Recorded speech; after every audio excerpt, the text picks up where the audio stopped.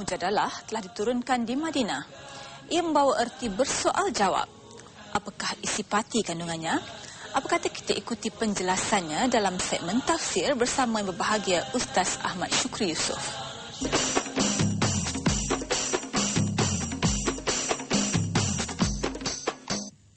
Assalamualaikum warahmatullahi wabarakatuh. Alhamdulillah wassalatu wassalam ala Rasulillah wa ala alihi wa sahbihi ajma'in, amma ba'.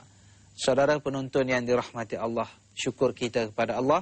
Saat dan ketika ini kita dipertemukan Allah Subhanahu wa taala. Mudah-mudahan insya-Allah pertemuan kita diberi keberkatan oleh Allah Subhanahu wa taala. Dan insya-Allah pada hari ini kita akan cuba membicarakan beberapa ayat bermula dari ayat 8 surah Al-Mujadalah. Mudah-mudahan insya-Allah bila kita membaca, kita mengkaji ayat-ayat daripada surah ini, maka ianya boleh memberi kesan kepada kita, kesan iman kepada Allah Subhanahu wa taala, dan akan menghasilkan ketakwaan kita kepada Allah Subhanahu wa taala.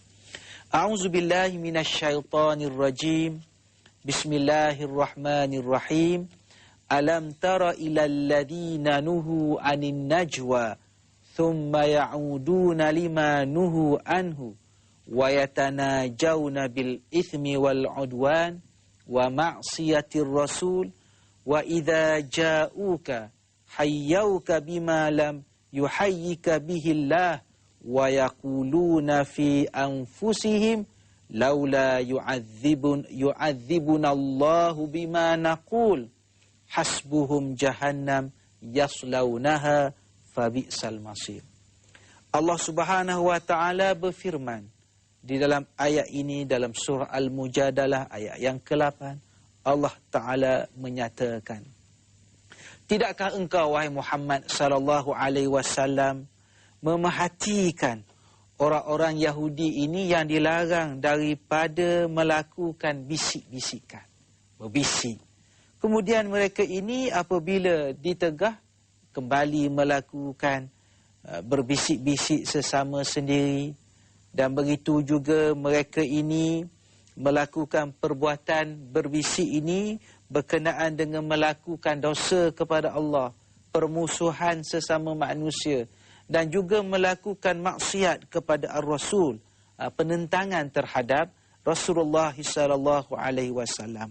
Dan apabila mereka datang kepada kamu, ini Allah Ta'ala jelaskan, bila datang kepada kamu, mereka memberi salam hormat, bukan dengan salam hormat yang diberikan oleh Allah Subhanahu wa taala, yang diajar oleh Allah Subhanahu wa taala. Kemudian pada masa yang sama, bila mereka mengucapkan kata-kata yang tak baik ataupun bukan bentuk salam yang diajar oleh Allah Subhanahu wa taala, lalu mereka menyatakan, kami tak dihukum pun, kami tak diazab pun oleh Allah Subhanahu wa taala. Maka Allah Subhanahu wa taala menyebut di sini, hasbuhum jahannam yaslaunaha. Cukuplah neraka jahanam itu yang mereka masuk, dan itulah tempat yang paling buruk mereka akan dikembalikan. Dalam ayat ini Allah Subhanahu wa taala mengajar kita tentang bagaimana sikap suka berbisik-bisik. Berbisik-bisik. Ramai kalangan manusia ni suka berbisik-bisik.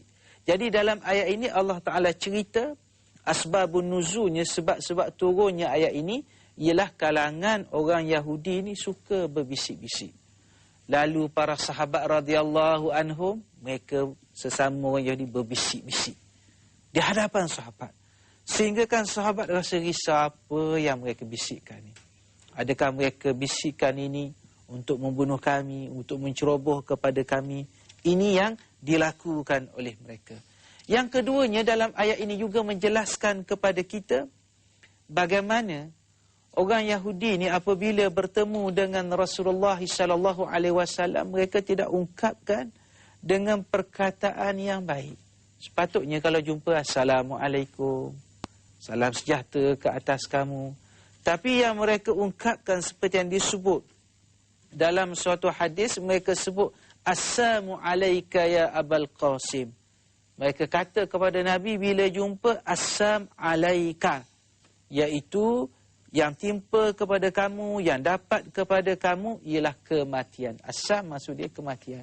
Ataupun juga asam maksud dia racun. Racun tak kamu, mati tak kamu.